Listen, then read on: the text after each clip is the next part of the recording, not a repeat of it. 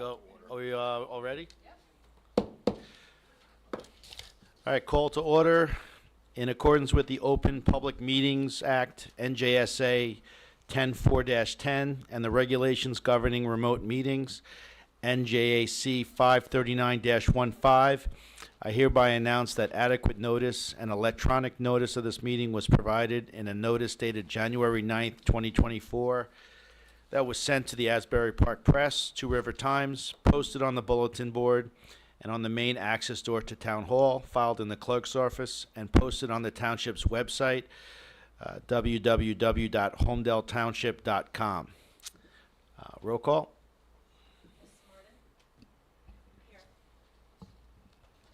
Mr. Ackerson? Here. Mr. Emma? Mr. Emma is absent. Mr. Fagan? Here. Mr. King? Here. Ms. LaMountain? Here. Mr. Mann? Here. Ms. Pelosis? Ms. Pelosis is absent. Mr. Silberman? Here. Ms. Polavina? Here. Mr. Bell? Mr. Bell is absent. So we want to seat Samantha for what?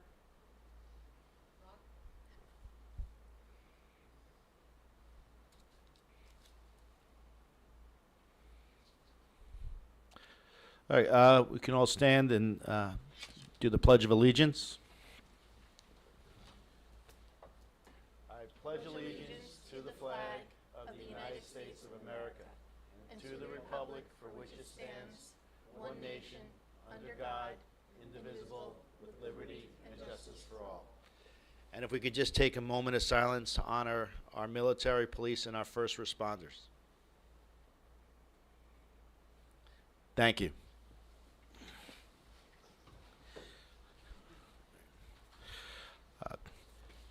Today we have public hearing on item number 1, which is a continued public hearing on PB-21663 Heavenly Estates at 26 Main Street, which is Block 2, Lots 2 and 26, R-4R zone, preliminary and final major subdivision with associated bulk variances. Applicant seeks a preliminary and final major subdivision to subdivide 2 existing lots, which is 92.4 acres, into 15 residential lots, 3 open space lots to be dedicated to the homeowners association, and 1 large lot to remain undeveloped. The property is located along the eastbound side of Newman Springs Road, County Road 520, opposite the Vonage Technology Center, and is within the Rural Conservation District R-4R zone. I guess at this time, I'll defer to Kate, and maybe she can provide an update of where we stand on this matter. Sure. So, hi everybody. Good to see you all. Good to meet you, some of you. Kate, just why don't we swear? Oh, yeah. I'll do it on your side when Okay. you come up. Just because it's been over a calendar year, let's just swear you guys in again. So, our professionals, you swear to help tell the truth, nothing but the truth, so help you God. I do. Okay, so for the record, our professionals have been sworn again. Great. Thank you. So the first thing to note is that the applicant has not submitted any new materials since the last hearing. So they're going to be I'm not sure what they're going to be presenting tonight, but everything that's in our review letter, just except for what was addressed at the prior hearing, which would have been done verbally, still stands. For those of you who are not familiar with, or who were not on the board last year, this is a kind of a unique zone within the township. It was developed about 20 years ago as a form of conservation zoning. So what that means is that it's it's a form-based code in a sense, which you're looking at the piece of land, and then based on the environmental constraints of the land and what's being proposed there. In this case, it's a type of different house.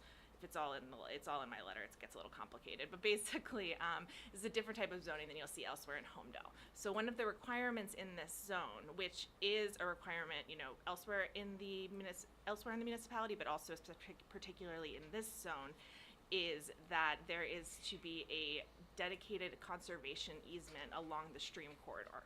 So something that's changed since the zoning was initially adopted 20 years ago, just to refresh everybody's memory, is that the Willowbrook was moved from a category, it was made into a Category 1 waterway, which requires a 300-foot riparian buffer.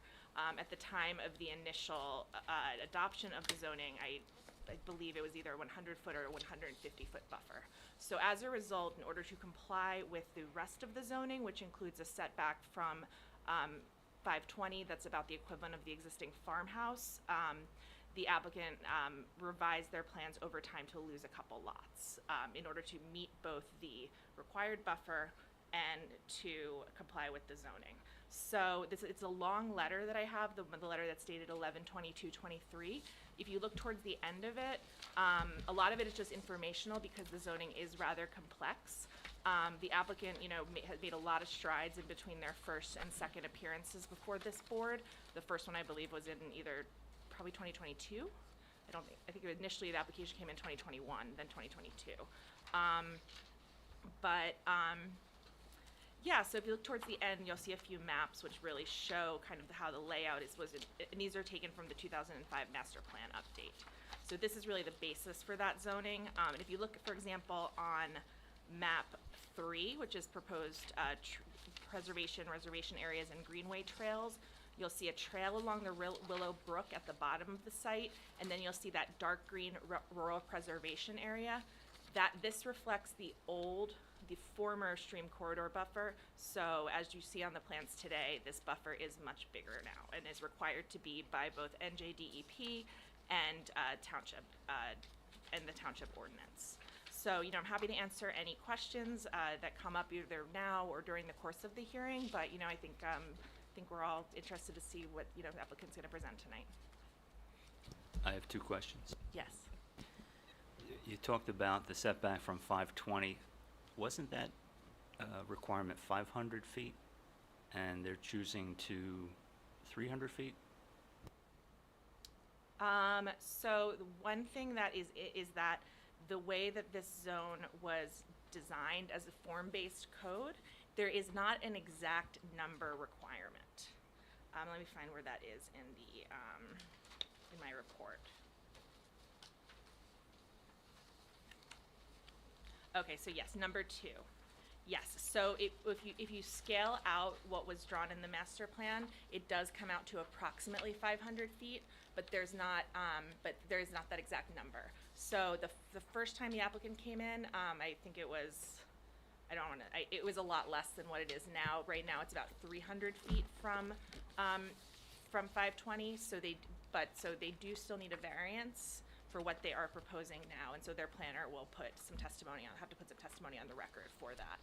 One more, specifically, in the individual yards of the homes, we see that some of the conservation easement comes up into many of the yards.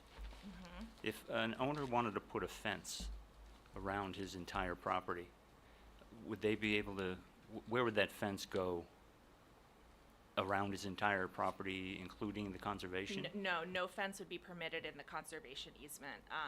The township allows fences in certain easements, like landscape easements, other types of easements, but not conservation easements. And I believe it would have to be 10 feet off the conservation easement in order to allow maintenance.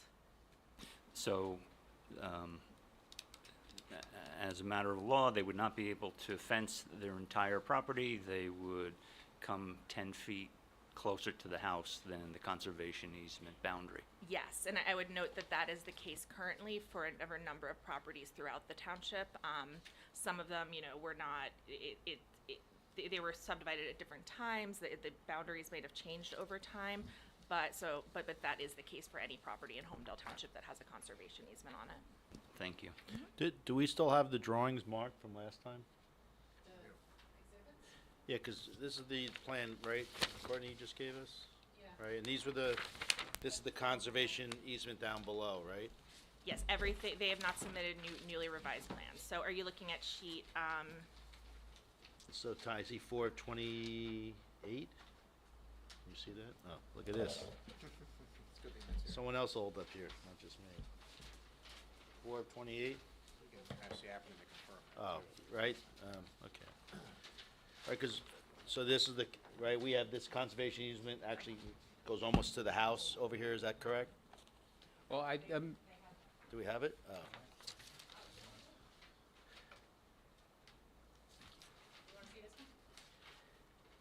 Does that show the conservation easement on it that you just gave me? I don't, I think they had a color exhibit at the last hearing. Is that A2?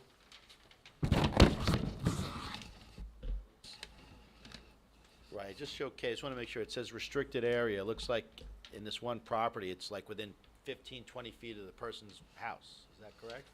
Are you looking at, lot 2.12? Yes. Yeah. Is that the flood hazard and this is the?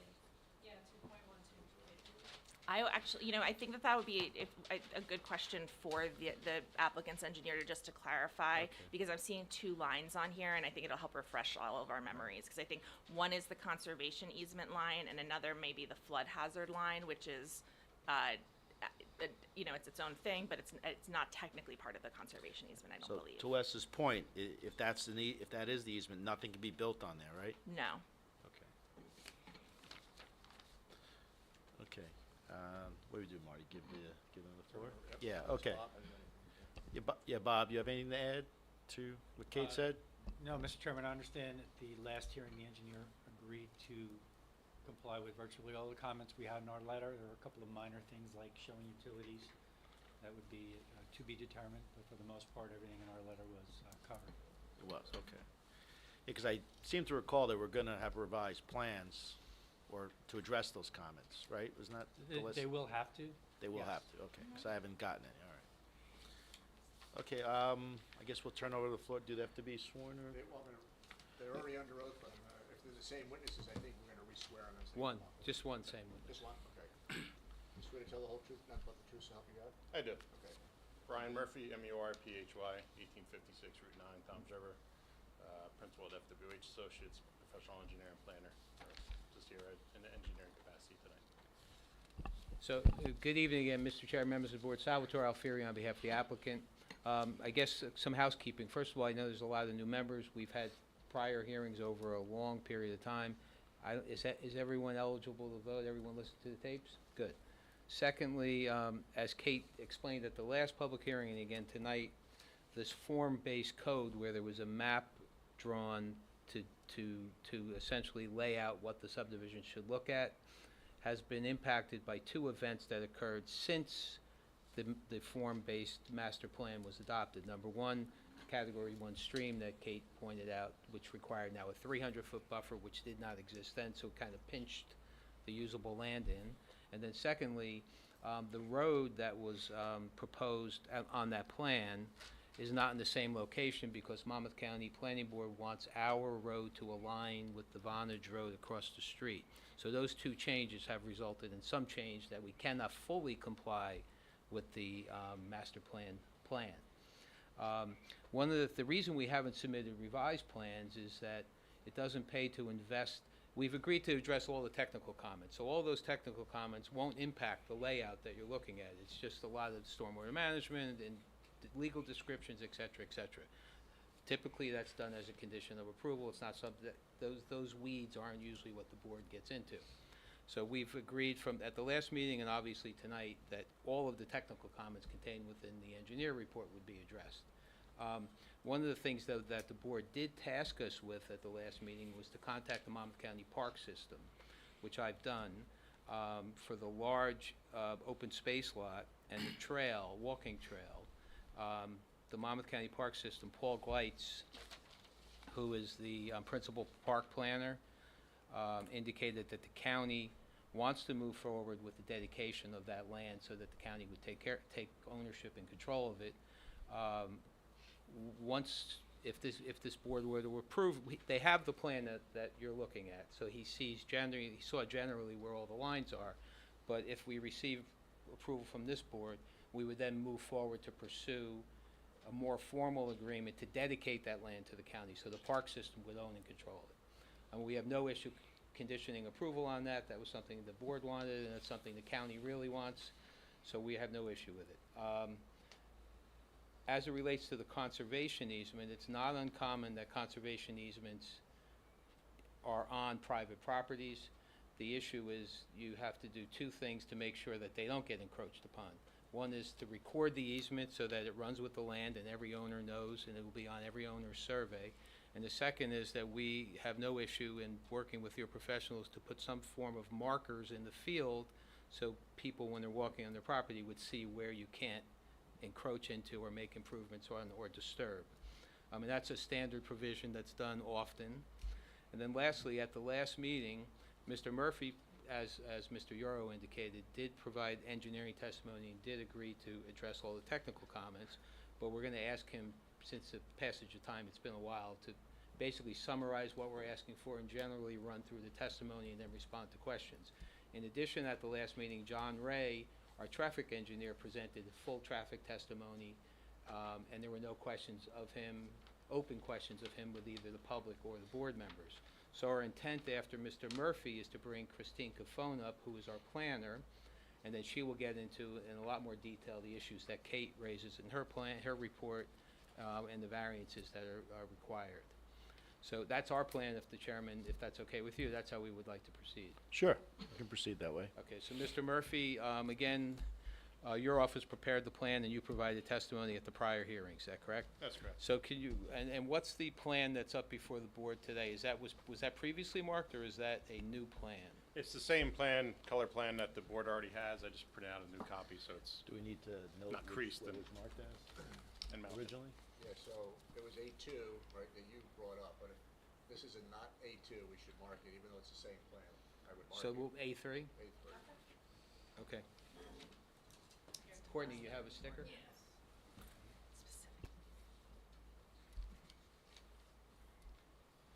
All right, so Brian, while I'm doing that, could you describe for the board what A3 depicts, please?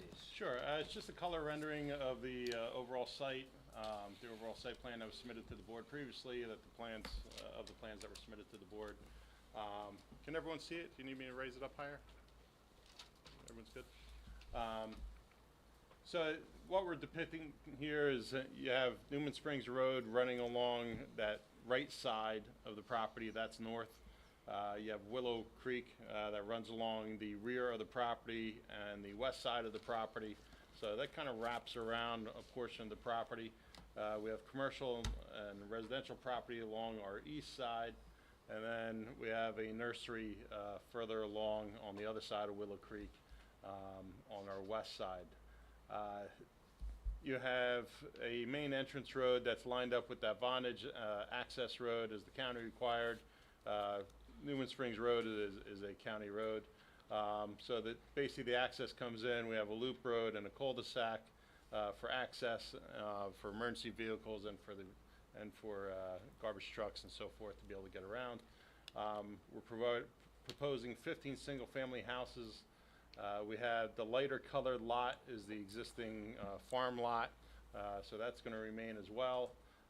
There's two houses, primary houses shown on there right now. That was much discussion last time, so basically we're going to put on the record that we're going to demolish one of the existing houses. The other house would remain, so we don't have the problem of two primary houses on one lot. We eliminated, there were two lots up along the frontage with the Newman Springs Road. I think we're roughly 100 feet off. You know, we heard the board, so we removed those two lots and shifted the open space to basically doubled in size the open space lots along the frontage. We have another open space lot in the middle of the turnaround at the back of the property. And then we have a large open space lot that wraps around the entire property. As Mr. Alfieri indicated, the county is very interested in getting a hold of this property. Previously, we indicated that we, in conformance with the master plan, we would look to try to get a trail approved along this area. And we will try to do that. Again, it's up to the DEP for the most part on whether that happens or not. But we will obviously make the best effort to get that approved. And we're providing that on the plan and hopefully having the backing of the county as well, that'll hopefully get us over the hurdle with the DEP to get that approved. With regard to stormwater, we have a number of rain gardens. It may just summarize for the board too. The DEP requires that to be not your land, but county-owned or township. Is that right, for that walking trail? The DEP had, from what I understand, we didn't do the prior application, but there was multiple issues with prior application. Part of it was that it was going to be HOA owned, so hopefully that takes care of a big hurdle there. Also, I believe before it had it further down closer to the stream, so we're pulling that further away from the stream, so I think that's more provable. I just wanted to get I mean, I thought there was testimony last time. It's important for the board if that's an Yes, issue. so my understanding of the last step so I did, this is in my report, but I didn't go into it at the beginning of this. There have been several, development approvals on this a lot prior, probably, when were they? 07-ish, so that was before the change to the stream corridor, et cetera. And one of the issues that that developer, or, that applicant ran into, I can't say if this was the only issue, I wasn't here at the time, is that DEP would not allow basically what would have been a privately owned piece of property, because the conservation easement was proposed to be dedicated to an HOA. DEP would not allow the HOA themselves to build and maintain a trail in that area. And so the applicant would have been unable to meet that condition of approval, which is a requirement of this zone. And so if this, basically though, if this becomes a, county land, if that goes well, I mean, if everything goes accordingly, again, my understanding is that would not be an issue. The DEP has different requirements for the county than they do for private landowners. Okay, Mr. Murphy, can you just point out, there's those hatched areas on the plan. Can you identify again for the board what they are? I see 1, 2, 3, 4, 5 hatched areas. Yeah, so there's two different designations. There's rural reservation and there's rural preservation areas. And this goes back into the master plan that your planner was indicating. So the hatched areas, or the rural reservation, the preservation areas, it's hard to see on this plan, but on our other plan, it's small dots in the area around this hatched area. So that's what those two designate. There's just designations within the master plan. And who would have ownership of either of those two types of areas? So as we indicated, the large lot that wraps around the entire property, that would go, we'd be looking for that to go to the county. The other areas would be basically owned by the HOA and be their responsibility to own and maintain that. Yeah. The stormwater, there's a stormwater basin and a number of small stormwater rain gardens and bioretention basins. Those are all going to be owned by the HOA, as well as any dry wells. All that has to be owned by the HOA as part of the requirements of DEP and the BMP. Yeah. Mr. Murphy, before you go any further, Yes, I just want to make a note here, which I missed the first time I reviewed these plans. I believe that the labels for the hatching are reversed. The striped hatching, that's the reservation area, which is less restrictive. Okay. Those are the areas that are intended to be for stormwater management and activity, et cetera. Yep. And preservation area is more restrictive. That's intended to include, that has to be in a conservation Okay. easement containing all surface water bodies, wetlands, wetland buffers, riparian stream buffers, et cetera. So those would be swapped. We'll and flip-flop that label. Okay, great. And then another thing that I'm looking at the, just looking at this plan, and now that we're kind of down to the details of it more, there is a line that says proposed conservation / drainage easement limit line. Is that not going to? Why is that not congruous with the preservation area line? Do you know that answer offhand? Is it because of flood hazard areas or something?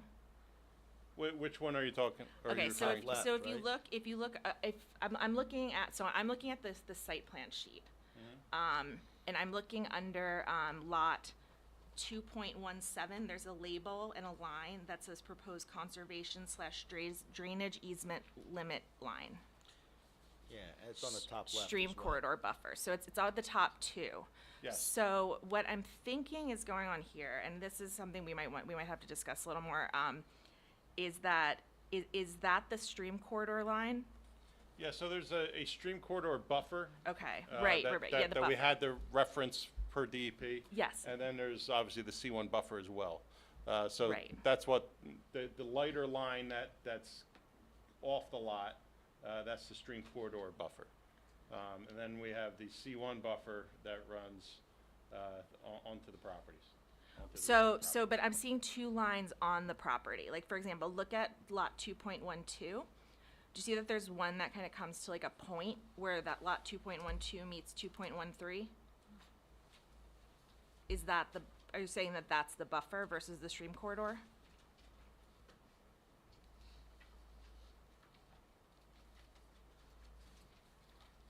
Yeah, the darker line is the 300-foot riparian buffer. Okay, mm-hmm.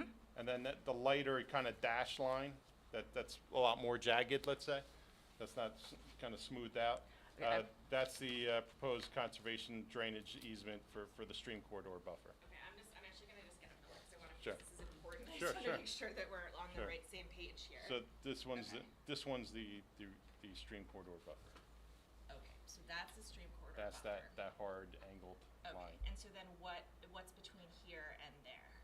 And then this is the 300-foot riparian buffer. Got it, got it. Everything's okay. gonna be within that, Okay, either way. so that goes back to the points that were being made earlier, because this all has to be in a conservation easement for the Absolutely. township. So then you are getting a conservation easement very close to this house. I thought it was maybe back here, but yes, on these properties, the conservation easement is coming very close to the house. Yeah, the tightest one is 50 to 70 feet off. Okay. Yeah, I was gonna ask if you provided the numbers Yeah. on that. Okay, yeah, and we're gonna get to that in a moment. The other question I had was, in the ordinance, there's a requirement that, let me just make sure I have the number right. 60%, I believe, right, is the requirement for the open space? Correct. And the question is, do we meet that 60%? And if we do, what portions of this property are included within the 60%? Okay, so we're well above the 60%, we're roughly 64%. And that does not include the basin and the disturbance for the basin. There's a stormwater discharge pipe that comes out to the stream. That is not included either. And obviously the buffer area that's on the single-family lots is not included as well. So it's only basically that open space lot that wraps around the property and the other two open space lots, or three open space lots, not including the drainage.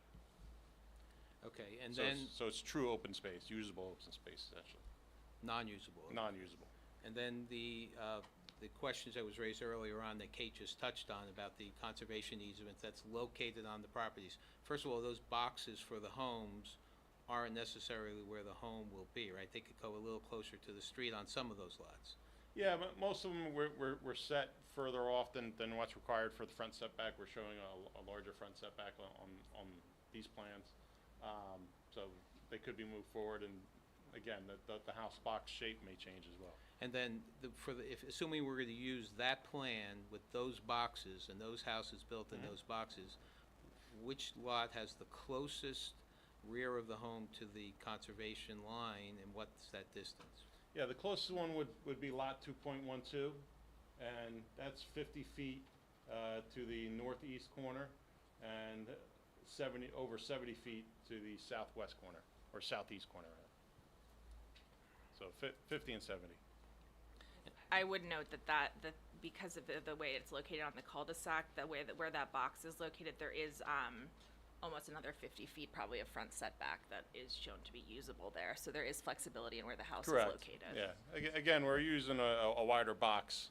You know, the actual house that goes here would probably make sense to tighten it so that you could slide it up closer to the road.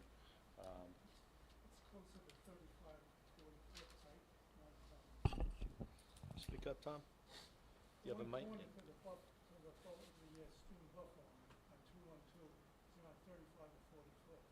No, it's 50 and roughly 70, but we have another. But what we're indicating is we are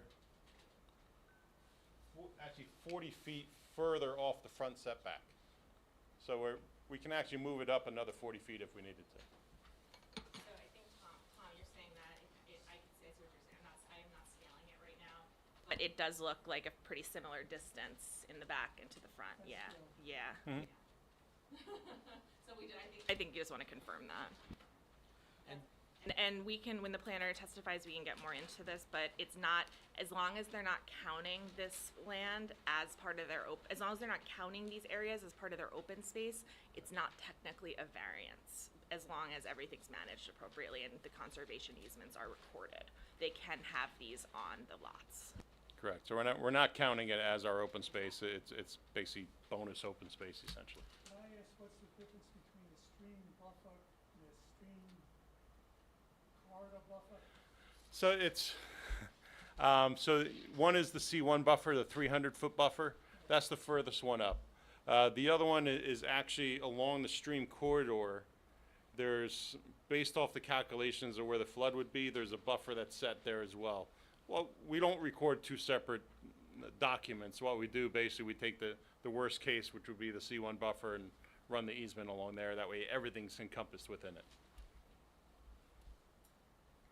You heard me say in my introduction about how we would demarcate that buffer line that's on the private property so that homeowners know where they are. Can you give the board an example of what one would do in the field to do that? We've done it a few different ways. Either physically put up a fence. We've also done it where basically we put monument markers every 50 feet along the buffer so that it's obvious where that line is.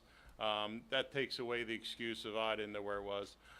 So we can basically set where that buffer line is so that it's not impinged on in the future. And all of these all these easements that you've referred to will be encompassed in a easement that's recorded in the county clerk's office and would run with the land on each. Correct, and that's required by the town and by DEP, so we're not getting through anybody without recording that. Yeah, and I would also note that the township does have specifications for how these conservation easements should be recorded. It was changed a couple years ago because specifically of this problem related to this, and this is under, Mr. Murphy, this is under 30-58. B5. It goes through the specific, delineation during construction, what kind of markers to use, et cetera. And we have no issue complying with that.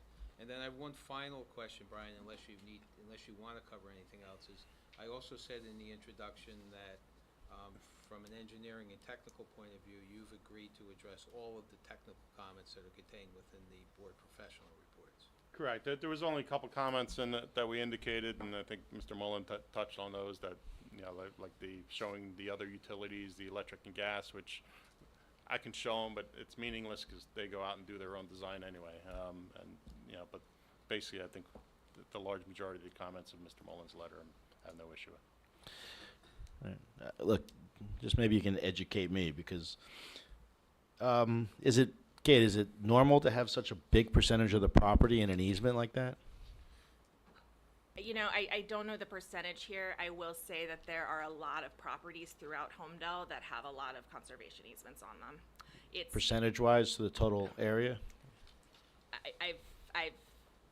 this is not your typical property, but I would, honestly, there are a number of properties that have Yeah. this size easement on them.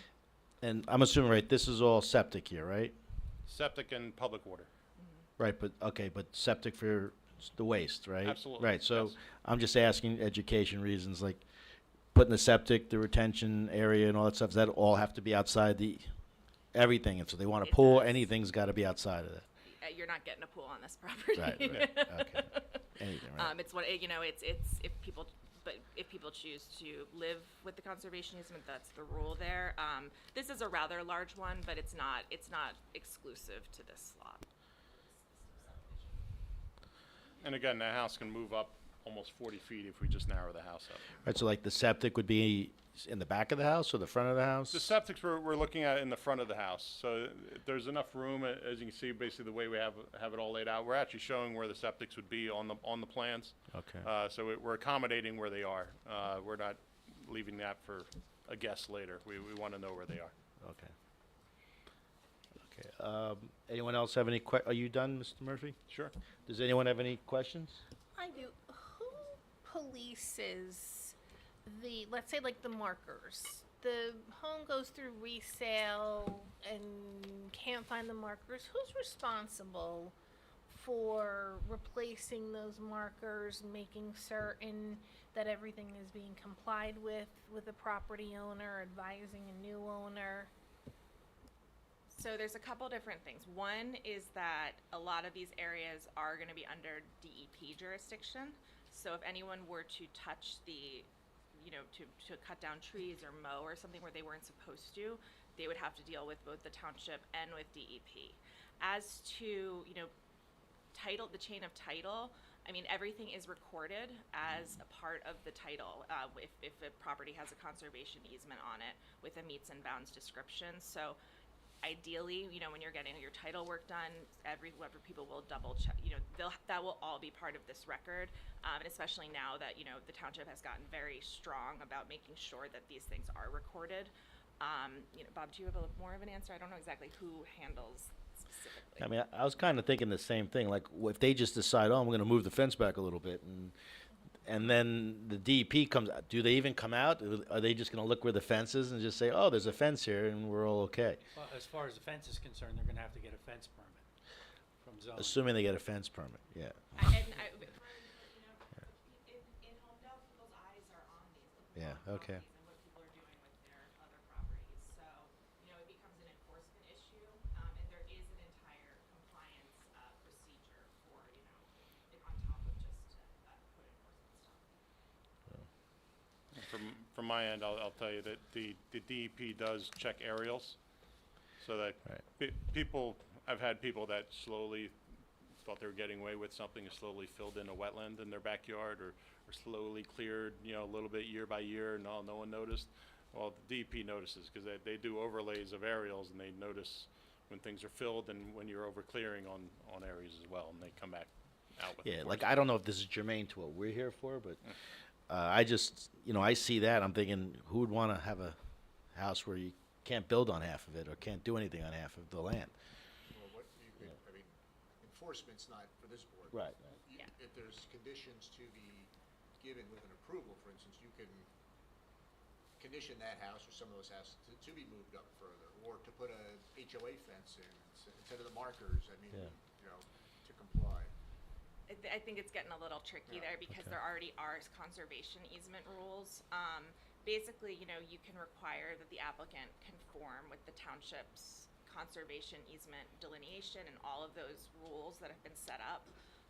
So that combined with NJDEP oversight, and especially, this would obviously not be county park land, but if the county park system were to acquire this land, that would be another set of eyes potentially on this. But no, enforcement's not the board's purview in that sense. So the idea is that, like, the ordinances are in place to enforce it if the board were to approve it.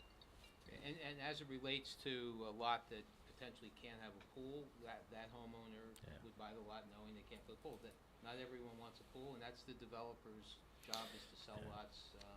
Yeah, but I know Kim's concerned, because I know people's philosophy in life, it's easy to ask for forgiveness and permission sometimes. So people tend to do things, and then they try to get away with it later, so And it's. this is common in Yeah. every development that has conservation easements. That risk exists, and your ordinance happens to be far more comprehensive than almost any town that I've dealt with in terms of how you protect that area. It's either that, or you leave everything open space, which I'm sure Right. many people would be happy with, but that's not what this ordinance or the municipal land use law contemplates. They contemplate letting people use the land.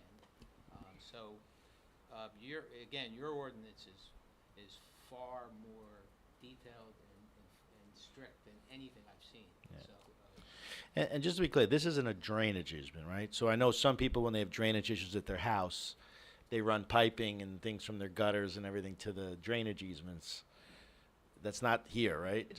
Part of this will be a drainage easement, Okay. but it will also, the conservation easement part of it, that supersedes a drainage easement in terms of enforcement and what you can do in the easement. Okay. and the drainage easement is not for the individual homeowner Exactly. to run Right. roof drains. No, It's for no. the comprehensive Right. But drainage. people, And right, if- but if people that's do. happening quickly, if So that's I'm just happening saying, right you after know, the property is built, then I think you have a bigger problem Yeah. if people Yeah. need to run those. Yeah. But yeah, I think, this is really, a lot of subdivisions in Holmdel do have conservation easements on them. When this ordinance was written, the idea was to try to keep them off the properties. But I will let the applicant's planner explain it. But the circumstances have changed here, in my opinion, and the zoning has not. So it's kind of something. But I will say that the conservation easement ordinances in Holmdel have gotten stronger. So it's all part of the balance of granting the variances for the whole project. Kim, did you have more? I know I kind of jumped in your. That was my really, we're talking about all this, but who really oversees it? Yeah. Okay.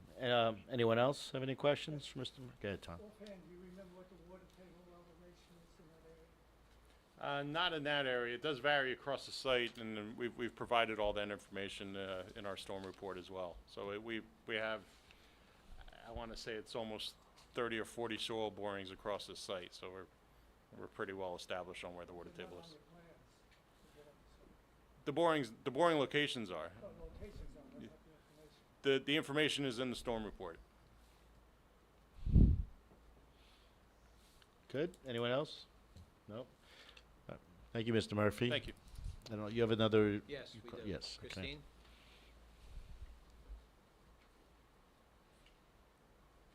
And Christine has not been sworn in. Just ready to tell the whole truth, nothing but the truth, so help you God? Yes. Just say your name, I guess, right for the record. Yes. Yeah. Good evening. It's Christine Nazaro, Nazzaro, Cofone, Cofone. Business address is 125 Half Mile Road, Suite 200, Red Bank, New Jersey, 07701. Thank you. And Christine, we're seeking to have you qualified as a professional planner. Can you place your credentials on the record, please? Yes, gladly. I've been testifying as such in the state of New Jersey for about 28 years now. I've been qualified here in Holmdel and about 450 other planning and zoning boards throughout the state. I teach planning and zoning courses for the Rutgers Center for Government Services, and I am a court-appointed affordable housing special master and about 3 dozen special adjudicator now. They just changed that term. So a special adjudicator in about 3 dozen different communities. And my firm, by and large, my practice is representing applicants. We do represent the Casino Redevelopment Authority in Atlantic City, as well as a few other municipal appointments. And my licenses are current and valid. Okay, I have no issue. You can proceed, right? No one wants to voir dire, right? Okay. Okay, Ms. Cofone, you do admit that this type of zoning, form-based zoning, is somewhat unusual.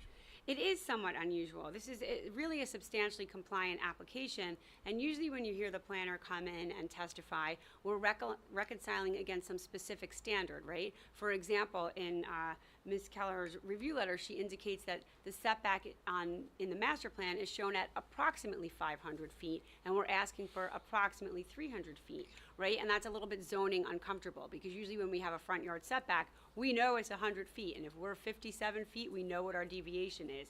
Here, what we're doing is we're eyeballing it, because when the master plan was put in place back in 2005 for this area, there was a diagram in that document. I believe it was figure 2. It's on page 7 of the 2005 master plan. It's also appended to Kate's November, I think it's 22nd, 2023 report on this. So, interestingly, on page 8 of that 2005 master plan, it reads specifically the 3rd or 4th paragraph down, and I'm going to read verbatim from that document. So this is your Holmdel Township 2005 master plan.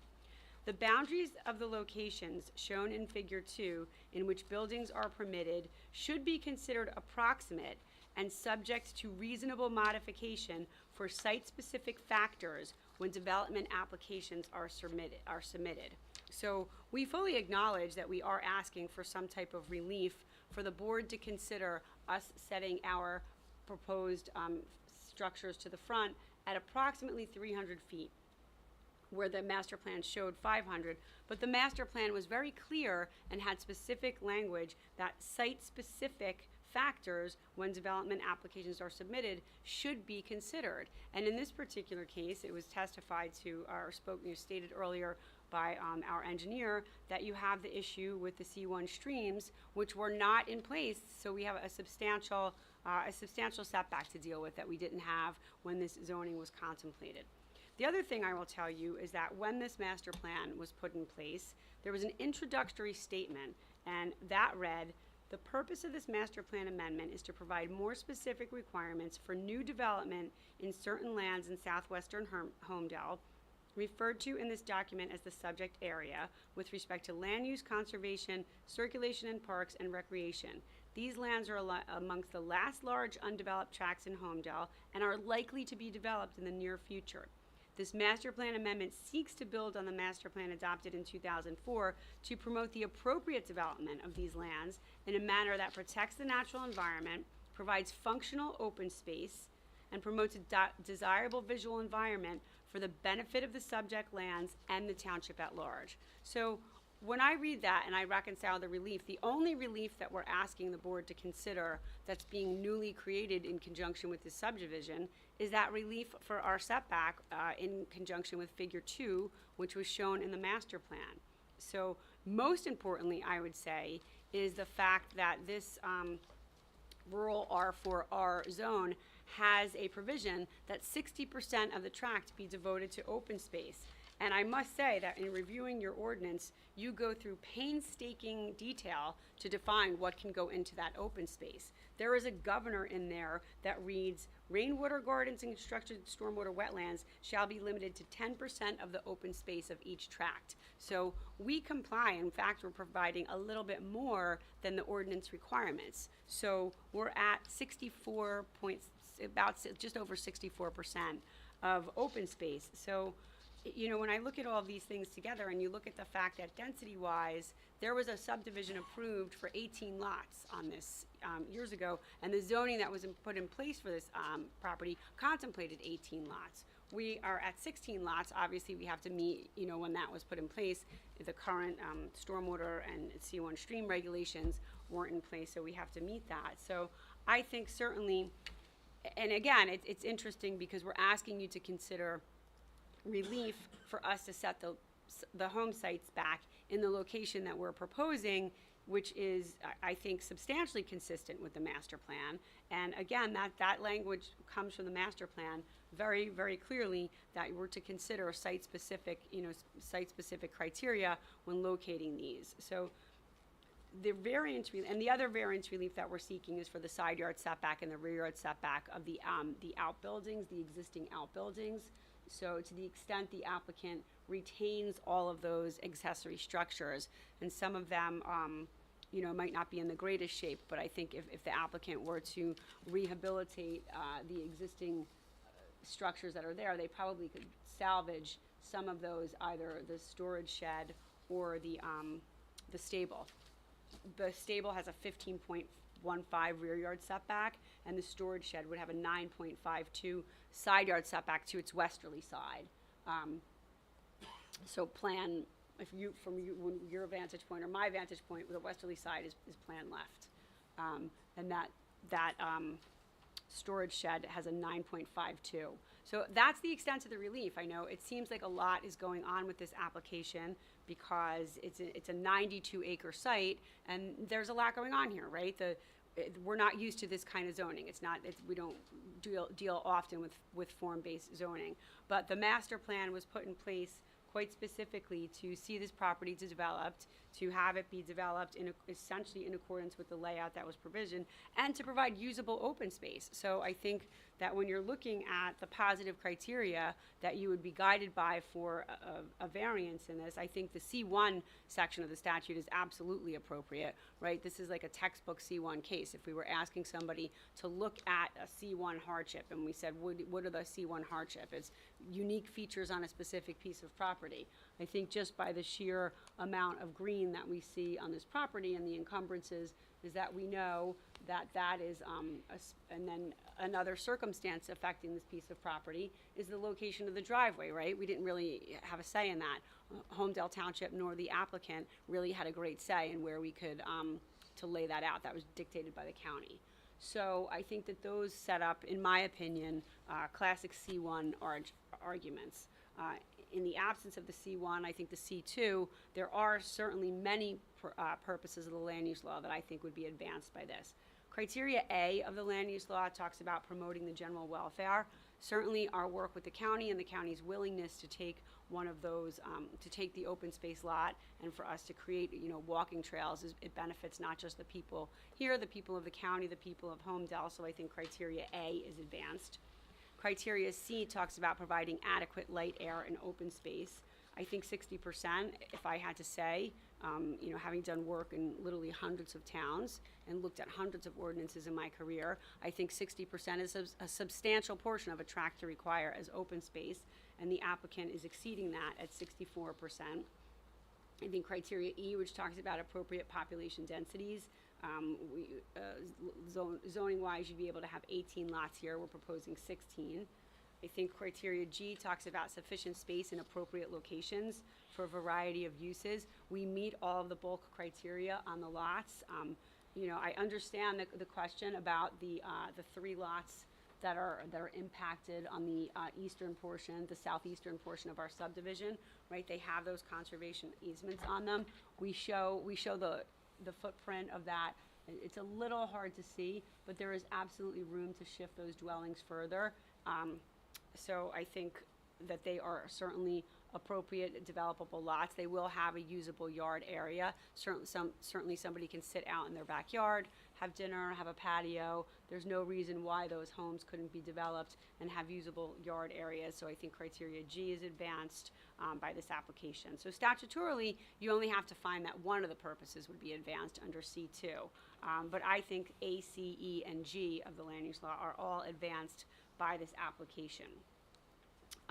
One of the other things that Kate asked us to comment on in her review letter, I just want to make sure I'm referring to the right date of that. So I thought it was 11/22/23. Easy to remember. I should. So in that review, she asked us to comment on section 3129(4), 3129(8) of the ordinance, which talks about design requirements. So your ordinance is very specific about the architectural materials for this area. It reads, building facade materials shall be masonry, brick, wood, stone, cement, fiber cement, or stucco, or stimulated, it said, I think that should probably be simulated materials made from one or more of these materials. Vinyl is prohibited, except for architectural or restoration vinyl. So, and then there are some other things that all buildings shall have articulated bases, courses of stone, brick, or stucco, and cornices or soffits. So, in my opinion, the applicant has to comply with those. We are not asking for any relief for that. So the applicant has to either come back, either comply with those design requirements, which they've indicated, we've had a prep meeting, and they've indicated it's their intention to comply with those. And if they don't comply, they would have to come back, because we are not seeking any relief from those design sections. And there are some other design sections or design standards in your ordinance which they say are advisory in nature in the ordinance. I like to call those type of things aspirational, and that the applicant can strive to do them. But the first two things with the building materials in that section, the prohibition on vinyl, and the requirement for the articulated base courses, I interpret those to be mandatory requirements of your ordinance, and the applicant will have to comply with those, and has indicated that they will comply with those.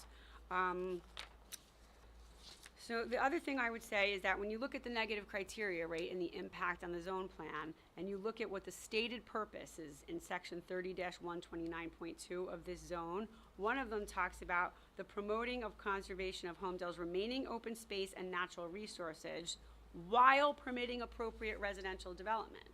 So this zone was never encouraged or envisioned to put the brakes on development. It always contemplated that this site was going to be developed. It recognized it as one of the large tracts to be developed, and that appropriate residential development would be here. So statutorily, when you look at the impact on the zone plan, and you look at the impact on the master plan and why this zone was created, I think that this application is certainly substantially consistent with the master plan, with the governors and the criteria in the zoning ordinance. And I think we're asking for some, in my opinion, site-specific relief that is a result of changed circumstances of the regulations that govern this site that were not in place in 2005. So statutorily, I think we certainly meet our burden of proof with respect to the positive and negative criteria, and I think that the subdivision as proposed is aligned with the 2005 master plan, which was the genesis for the zoning for this development. And one of the things I didn't ask Mr. Murphy, but he did testify to it months ago, was we're not proposing sidewalks along Route 520, which we know is a county road. We were asking for that waiver. If the board wants sidewalks, we would go to the county and ask them. It's their call ultimately, but we comply with RSIS in terms of the internal roadway, but it's Route 520 frontage that we're seeking the sidewalk waiver for. Christine, anything else that, you covered my notes, so I just want to Okay. make sure I did. No, I guess just on page 5 of Kate's report, at the bottom, comment number 14, she talks about the preservation and reservation areas. I am confirming that our 60% open space that we are providing does not have those easements in it. So I believe that we do not need to seek that C relief that is on the bottom of page 5 of Ms. Keller's report. So again, that leaves us with not a whole lot of inconsistency with our plan and your zoning and master plan here. That's all the planning testimony we have, Mr. Thank you. I have a few questions, but before I get into my questions, and if else's, I'll like Kate to see if she'd like to respond to any of that. Sure. So thanks, Christine. So I think, if you, in all of the intro and everything I've said so far tonight, a word that you did not hear me say a lot probably was variance.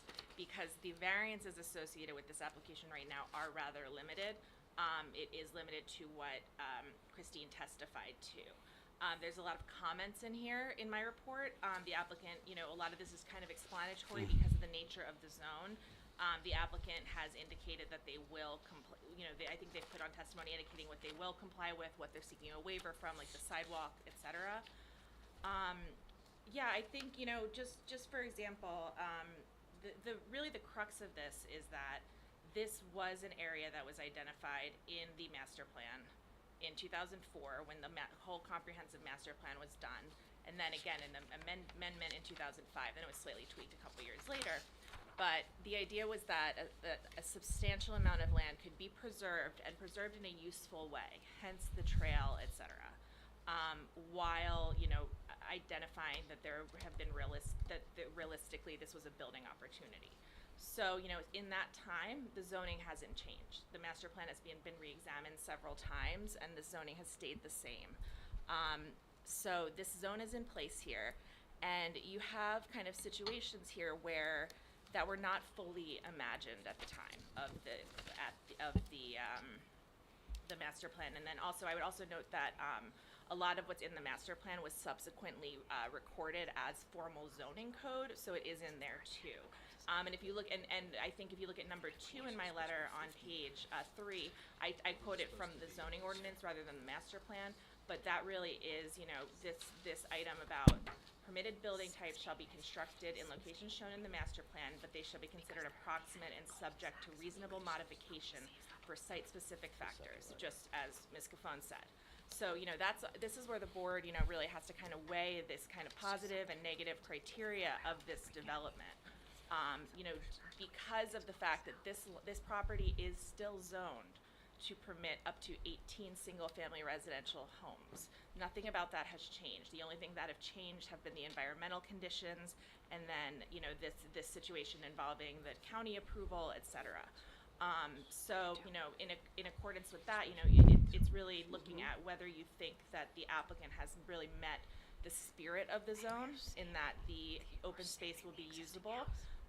It's true, they have 60% of open space, and that does not include any of the backyards. That does not include any of the conservation areas that are on people's properties. That's strictly just what's either to be HOA or, county, in this hopefully open space. So in that sense, they have met that specific intention of the zone. Yeah, I think this is a really unique zoning district. There's a few other ones in this area. I think there's maybe one that's still undeveloped in the R4H, which is the Rural Historic District. But it's been a long road. But since 2005, that was the year that this zoning was put in place to envision a development that looked, if not exactly like the one that's shown in the zoning, or excuse me, on figure 2, proposed building types and locations, one that was substantially similar. So, it's up to the board, just like you do with every other C variance that you see here, really weigh, whether the benefits outweigh the detriments or if there's a substantial hardship. Ms. Capone put both on the record for tonight. Thank you, Kate. Question, Christine. Unless Mr. Murphy knows, what's the dimension of the frontage of each lot? The dimension of the frontage. The frontage, like how wide is each lot? wide Yeah. each building lot, they're about 180. 100. Some So, are larger. The smallest is 180. right. So They go up to over 200. One of them. that's good enough. So the question, let me just say, just for my own knowledge, if they didn't have those first front two homes, would we not be having this discussion, basically? Is it really come down to those two extra homes in the front of the house?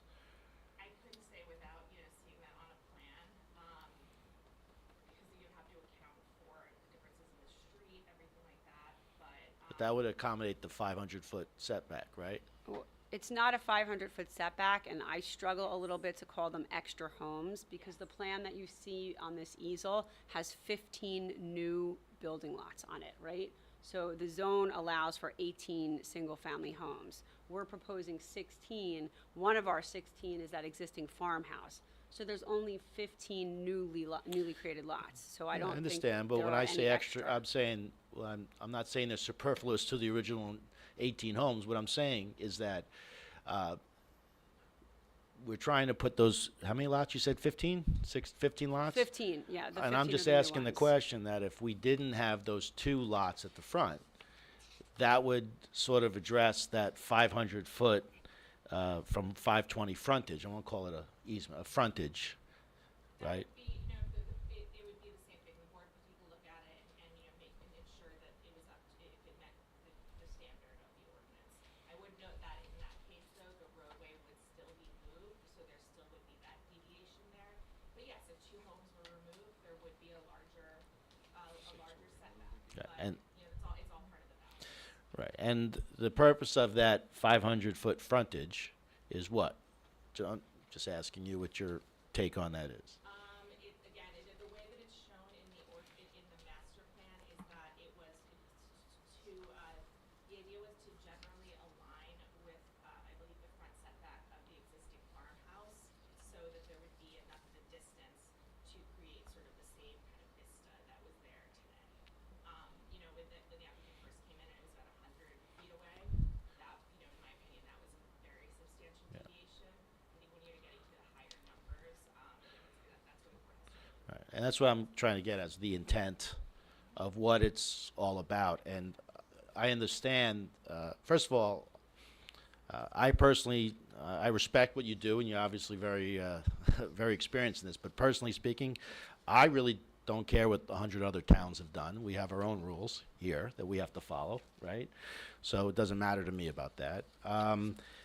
And we are trying, we're not trying to put the brakes on any development here. We're just trying to make sure we're doing what's best for the town, right? And I know developers need to build houses. I mean, that's where they make their money, and we're not trying to prevent them from doing so. We just got to make sure that the intent is correct, that we're not just approving this under, I don't know how to say it, but a diversion, like saying it's this, this, and this, but, if we could eliminate the homes, do we accomplish and comply with all the codes, rules, and regulations? And does it really just come down to whether we're going to allow two extra homes, sorry for the word extra, but two additional homes to be placed there? I think that's what I'm trying to get at. It's like, It's a unique situation from a planning perspective because you're looking at this tract as a whole and almost like as its own sort of zone. So it's not like a tract that you're subdividing. I would look at it, rather than looking at, these just two lots. Could we take away two lots, and so that they would have 13 new building lots, where I believe 18 were permitted per the density. The question is, whether as proposed tonight, the board, feels comfortable that the amount of open space is in compliance with, with what's in the zone, and basically whether it meets the intent, which was to permit this level of density while protecting the the environmental constraints on the site. I, So, I think, Kate, it's also super important to look at that provision in the master plan that specifically Exactly. states that these, in which buildings are permitted should be considered approximate and subject to reasonable modifications. So your master plan didn't say, this is where this has to be, it has to be set in stone. It said approximate and subject to reasonable modification. So I think that the applicant is asking for a reasonable modification. And I think that Kate is absolutely right. They regulations were probably put in place to do a few things, right? To probably provide a nice scenic vista. It's a beautiful stretch of 520. They probably wanted a nice wide setback to make sure we had a nice green space there that could be planted and create a nice, So, a nice yeah. ride through. So, and I think 300 feet does that. And then to not look radically different than the farmhouse, the existing farmhouses to the west. I mean, if you look at the structures that are set back to the east of our property along 520, they're far closer to the ordinance than, or to the right-of-way of 520 than our proposed, the first two proposed structures when you come in off the street. So, if that was the intention, to make sure that the homes, the future homes are set back appropriately, and you're having a nice scenic vista, which the master plan absolutely talks about that. So I think that was probably part of it. I think it was probably to protect setbacks. So my question is, how do we accomplish that? Well, I think- Providing what's still under the original master plan by putting those two lots that are closest to 520. I mean, it's like building a building, right? You could say to me, well, it's reasonable for me to just put 4 more stories on that building, but some people may not, that's not what the code provides for. So, I'm just wrestling with the fact is, cui bono? Like, what's the benefit here? Mr. Chairman, I think when you look at what the code provides for, that's when we go back to that statement of, because again, this is in both the ordinance and in the, and in the master plan itself. So it was important enough that it was reiterated in the ordinance, but it does say to look at site-specific factors. That's right, right. So what I'm trying to understand, I don't have an opinion either way right now, to be honest with you. It's just that I'm trying to understand what's the site-specific factors make it that there should be 2 more homes there, besides the fact that you want to build 2 more homes. Well, the It's not site-specific too- factor is that the C1 stream pinched the usable land, so we're having 2 fewer homes than we're entitled to under the density. It's not like we're getting 2 extra homes, we have Right. 2 fewer than what's provided. And in a zone that providing for considerable amounts of usable open space and setting a governor of 60%, which I think is substantial, to understand that that's your ordinance, and I apologize if I offended you by telling you you didn't what I offend me. I'm was just down saying to. that, But, I certainly apologize for that. But my only point in that was saying that's a pretty, there's a pretty big percentage of open space, and we're exceeding that. So it's difficult to come to the conclusion that what we're asking for is not appropriate in context of, we are providing the usable open space at a substantial amount of the tract. Yeah, and I think your position, just to counter it, is that if we said because of the C1 stream, we only want to do 50% open space because we want this number of lots, then your argument is far stronger that we are getting extra lots because we're getting relief from the open space. Here, we're not getting relief from open space, and we are, as Christine indicated, providing substantial scenic corridor along 520. It's more than many of the lots that are right there nearby on 520. Right, do it. I would ask, I think this might help the board put things in perspective, because I don't have these numbers right away. You're looking at the setback from the street. Maybe this might need Chris for this, I don't know if you have a scale, but what's the distance from the rear property line to the closest house in the back? That versus the master plan, because it's probably, I think it's substantially more due to the enhanced buffer. I'm not understanding the question. Okay, so I apologize. So When you say the rear- the southernmost house on the lot. So this? Yes, to the rear, to the river, to the property line. That's almost twice as big as what is shown in the master plan. So that's where the stream corridor comes in. Right? Do we know what that looks like from the roadway? When how's that gonna be developed, that frontage part, or is it just gonna be just open grass? And Mr. Murphy can, Yeah. there's a landscape plan that he could describe for you if you want to hear what's So I think that's really what it comes down to, right? Is just making sure what they build is not gonna be visually offensive to people. I'm sure we could work Is with that your not professionals to make correct, Kate? sure Is that what the officer? it looked the way you want I it think, to. I think that visually offensive is a little strong. I Sorry, think- visually non-bucolic, I think was what the we- I word think people what we like to wanna use, look at- bucolic. we That wanna was look- Kate's, that was Kim's word, I like that word, Confirm, bucolic. yes, and how that I had to look it up, comports- by the way, Yeah. bucolic. Oh, when she oh, said it. welcome to Holmdel. And how that conforms with the intentions of the master plan. Okay. So, you know, it's, the master plan does not say that it is unacceptable, to, you know, all houses shall be set back 600 feet from Newman Springs Road for this reason. It offers a form of, like, almost like a framework for development, and that's what makes this zoning interesting, but also kind of challenging from the board's perspective to review these changes, especially when there's been something so substantial, like an environmental factor that was out of the township's control. And I can tell you that we are proposing to introduce, it's a little hard to see on A3 in evidence here, but you can see those darker plantings along the front. So we are introducing plantings along almost the entirety of 520 to the east of our proposed, to the east of the existing driveway for the farmhouse. And then behind that is, you know, several hundred feet of meadow mix. So it's a pretty expansive area of green space, and we would be happy to work with your professionals to make sure that that mix of plantings along 520 was what you envisioned it to be. Get with. For the planner, hi. You testified about rain gardens, and you talked about a 10% factor.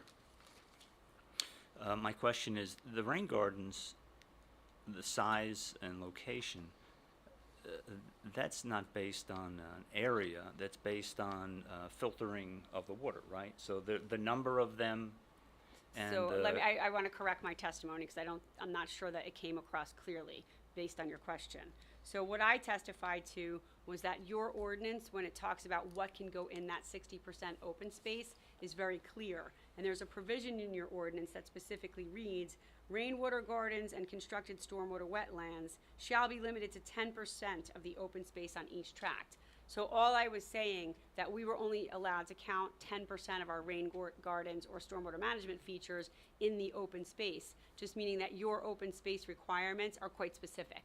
Your ordinance is very detailed in what can go into that calculation, and we comply, and so we excluded. So I wasn't talking about, I would never come before this board and talk about any type of stormwater management design that is way above my pay grade. So if we have questions on the stormwater management and the rainwater gardens, we will need to bring our site engineer back up, because that is not my wheelhouse. The point of my testimony was to say, your ordinance is pretty specific with how we have to calculate that 60% open space, and we do comply.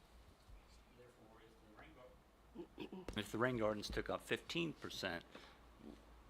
which they may very well, only 10% can be counted toward the open space. That was your testimony. Correct. Okay. That's Well, and- exactly. But I think if Mr. Murphy can just, is that on, just to supplement, You might have to turn it on, but it works. There we go. Just to clarify, in the open space numbers that we're giving you to comply, we're not including any stormwater in that. I subtracted that from even though it's part of the lot, we're not including that in the required open space. So even though we're allowed to, I wanted to be clear that we're not, it's not usable open space in my mind. So we're not including that. And the only area that's happening is really the basin that's at the end of the cul-de-sac. The rest of them are all kind of incorporated into the lots, the rain gardens. Okay, so the rain gardens, for the most part, are part of the property, part of the lot? Exactly. Okay, I understand. Okay, and then further, yeah, I think you testified that 3 of the lots were affected by preservation areas? No, significantly affect- Significantly, yeah, because more than 3 are. It's I count 11. yeah, it's definitely more than 3. It's almost all of the lots. Yeah, Wes, she said significantly, those ones that are just really encompassed. That's Thank what you. Yes. When I said significantly, I meant the 3 on the eastern elevation of the cul-de-sac. The 3 on the southeastern elevation on the cul-de-sac, so the record's clear. 211, 2.11, 212, and 213. But all of the lots on the eastern elevation of the cul-de-sac are impacted by it, and the last 3 on the western side of it are as well. We talked a little bit, I think you talked about unique features or customizing this to fit the form of the land. But when I look at the plan, it seems like a straightforward development. It seems quite cookie cutter, in fact. The lots are all, for the most part, rectangular, all the same size. The houses proposed are the same size. That's just a comment. Thank you. Right, so just to, again, clarify that, when I talk about the C1 and the uniqueness of the property, that's not even my language, and it's not unique to the Township of Holmdel. That comes right out of the municipal land use law, and it comes out of section 40:55D-70C1. And it talks about the hardship, and how it reads right out of the land use law, and this is verbatim, is by reason of exceptional narrowness, shallowness, or shape of a specific piece of property, by reason of exceptional topographic conditions or physical features uniquely affecting a specific piece of property, or by reason of extraordinary or exceptional situation uniquely affecting a specific piece of property, or the structures lawfully existing thereon. So those are the hardship criteria that are talking about unique features on a piece of property. And again, they're not unique to Holmdel. I didn't make them up. They come right out of the land use law for a C1 hardship variance. Thank you. You're welcome. Anyone else have something to say? Well, I'd have one for Kate, please. So we talk about section 3-12910B requires that preservation areas be located outside of individual building lots, right? 3-12910B. Are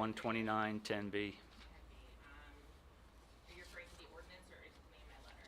No, the ordinance requires that preservation areas be located outside of individual building lots.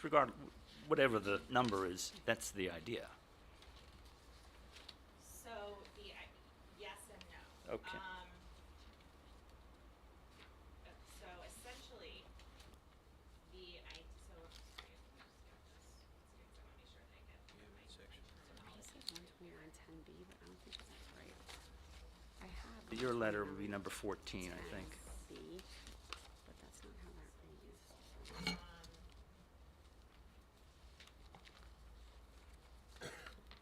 Within a cluster development, preservation areas shall be located outside the individual building lots. Okay. So there's a couple ways, so here's where kind of the changes to this property come into play. The preservation areas are to include all of the listed, environmentally constrained features. That's, the floodplain, the stream corridor, the riparian corridor, the C1 corridor, et cetera. Under the master plan, the way that it's laid out on the master plan, none of that would have come near, the property could have been laid out without any of that coming near a preservation area. If that makes sense, because the corridors, the buffers were reduced then. So the question here is that whether the applicant has met their open space requirement without counting the areas on the preservation areas, AKA the conservation easements. So that, again, this is a term that is only used in this zone, the preservation areas. If you think of preservation area as conservation easement, in other zones of the township, just to be clear, conservation easements are always allowed on individual properties. But the case here is, can they still meet the preservation goals of this zone, which include protecting all of these corridors while meeting their open space requirement of 60%, and keeping all of that 60% off the buildable lots. Does that make sense? It's a little tricky. Well, more to my point, I guess, let's see, would be that if we have a preservation area in a property, in a building lot,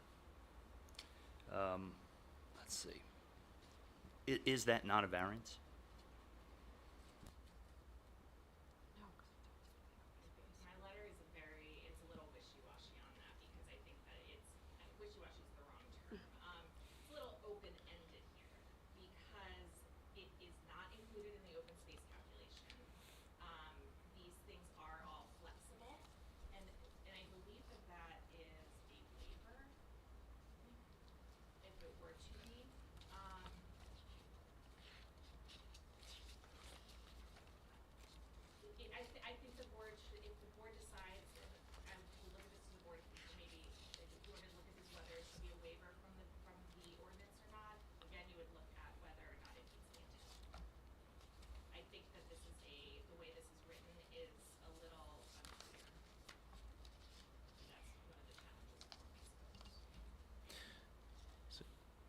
Okay, at minimum, it would be a waiver. So this is within a cluster development. Is that correct?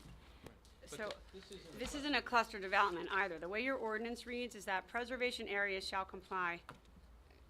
You consider this a cluster? These are all considered cluster developments. It's a little complicated because of the way it's broken down into sections, but if you were, this is a cluster development in the R4R zone.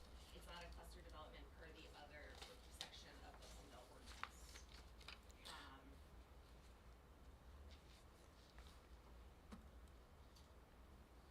tell you, I spent a lot of time with this master plan last year, the year before.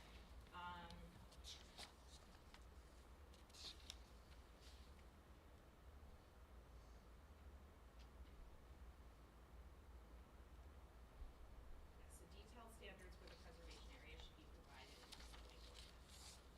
So I think, the way to look at this is either if the preservation areas are shown on this plan, which means, and because of the way this ordinance is written, this is the only zone that uses that term, otherwise it would simply be a conservation easement, if it is technically a variance, and I think that there's case to be made either way, then it would be the same kind of relief granting, where you're looking at whether or not it still meets the intention of the zone, meaning the amount of open space, and whether there would be a substantial detriment by having preservation areas on here,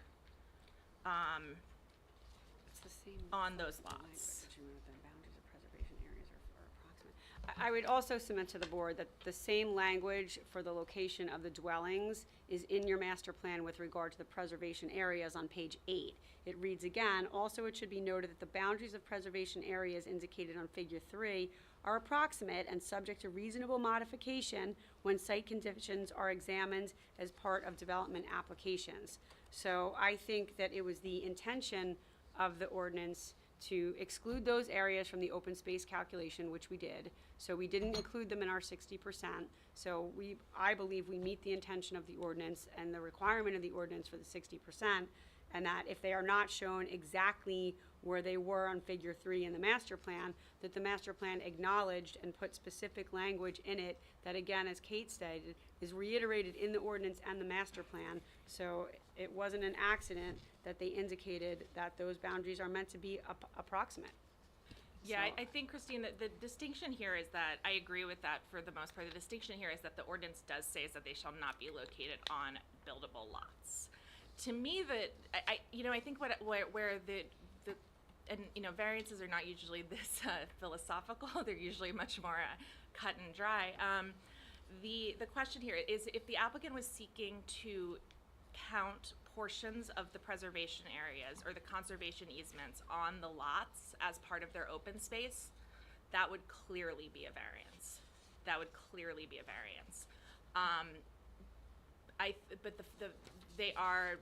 But they can meet it outside of it. So it does come down to intent. If you were to take a strict reading, and this is, again, I will defer to the board's discretion here and to Marty's wisdom as well. Because if the board does determine that variance relief is required for that, we can go establish the proofs, and I'm sure Christine can put some more on the record. Kate, what is the difference between the amount of open space that's left versus lot coverage? Because I look at this, when I look at those plans, it seems to me that there's a greater percentage of lot coverage on the buildable part of the lot than in the other parts of town. So I just want to make sure, looking at it from a lot coverage perspective, that there aren't any issues. Before Kate, when we did our lot coverage calculations for the individual homeowner lots, or building lots, we do not include the conservation area as the gross land area. Okay. So just the usable area, is that correct, Brian? Right. So the non-encumbered area, we still conform with the coverage. Okay, and what is the percentage for lot coverage? 25%. And do these plans coincide with that? They have indicated on their plans that they will meet 25% lot coverage on every individual building lot. Once they, if this were to get approved and to come for resolution compliance, they would have to meet that. They would have to be approved by the engineer. They'd have to show it all on plot plans and everything, or else it would have to come back to the board. So even though they've indicated, because this is a subdivision application, so the building footprints may change a little bit, but that's why you typically see things like, it'll be less than or greater than, but they would have to meet what they said they were going to meet, or else it would come back to the board. Yeah, and, when it comes to intent, unlike the building code, which has commentaries, which explains the intent, we're just all speculating and giving our opinions on what the intent is. And when we say approximately something, approximately usually means 10, 5, 10%, not 60, 50, 40% or 60% of the value. I mean, I'm not opposed to this yet. I'm just trying to understand really what the impact is if we allow this. That's the one thing I'm just still wrestling with. Like, in my mind, it doesn't seem like there's a big deal here, but am I missing something? Like, in your opinion, does this meet the intent as our planner? That, I think that this is a very unique circumstance here in which something that is completely out of the township's control has changed drastically since the zoning was put into place. And that is the stream corridor. It doubled in size. Case law in New Jersey regarding variance requests, they have these parameters here for the hardship, for advancing the purposes of zoning. And I think that that's something to take into consideration, because the township has not, changed the zoning, changed the master plan, or changed the form-based code to reflect that. And so the idea, will the benefits outweigh the detriments? In my opinion, what they have proposed here will have much less of an impact than if they were proposing, I don't think they could even do this on this site, than like to wetlands averaging or some other type of thing that would encroach into the environmental area. And again, they have the ability to build up to 18 new lots on here. They don't necessarily have the right to do it, and that's really what the discussion is about. But I think, you basically want to look at the reasonableness of the variance request in the context of the C criteria. That's where I keep coming to, is that was the word, should, not shall, should be considered, and whether it's reasonable or not. You said the corridor has doubled in size in past I believe it went years? From, it was, I can't, there was a year that, I don't have it offhand, but sometime in the last 20 years, a bunch of streams in town were labeled category 1 because of the way the criteria was defined. They went from having the typical riparian corridor to having the extra protected 300-foot corridor. So, the stream didn't change, the property size didn't change, the lot didn't change, but the NJDEP regulations around it didn't change. Is it possible that it grows in 10 years from now or 20 years from now? Like, what happens then? If that happens, then they're covered by as a pre-existing nonconformity. There's places in town that are Okay. dealing with that as well. Okay. And again, I just would note, just for the boards, especially for those of you who may not have seen other subdivision applications before here, it is common for there to be conservation easements on individual lots. The size of them is up for debate, but there are other lots in Holmdel that do have conservation easements of that size. Whether that's ideal, whether that is the intention of this ordinance, that's for the board to decide. Whether or not they can be sold that's the developer's problem if it were to be approved. Yeah. Oh, I'm sorry. Let me just finish up there real quick. Just because maybe I missed it, but I don't know if I got an answer to the question. Does this meet the intent of our master plan? Yes or no? That's what and if it doesn't, why? And if it does, why? I'm trying to understand you as our planner, which it is, you know, because, I promise I'm not deflecting Yeah, this, okay. but, you know, that's not really my, you know, I can, No good? I can Can't say answer that I something? agree with, I will say that I agree substantially with Ms. Gaffone's testimony. Okay. It's not my role here to tell you what the intent of the master plan is. My role here is to kind of guide you in it, or what my direct opinion is. Yeah, that's what you I'm know, asking we're for, here- your opinion. Yeah. Right, exactly, and that's Yeah. not my role. That's, yeah. No, Marty? You guys gotta make that determination. Yes. I can. All right, uh, I won't offer hold an your feet opinion. to the We flames. can provide you with, you know, Alright. all the support, we provide you with, you know, Okay. that's why the letter is so long. Okay. But, you know, statutorily and just, you know, our role as the board planner, you know, the decision is in your hands. Yeah, all right, okay. We can offer opinions. Right. Want an opinion? Yeah. Well, I just want to know where we are in the Yeah, meeting, because we still have our supposed- planner we do here. now, Yeah, but we should finish with any questions for. And then Mr. we have our Hall. own talk, right? Open to the public. Right, And okay. then, if you want All at right, that point. does anyone have any more questions for Christine? No, anyone? I have one for the engineer, I think, Go ahead, more Jeff. more Mr. Murphy? appropriately.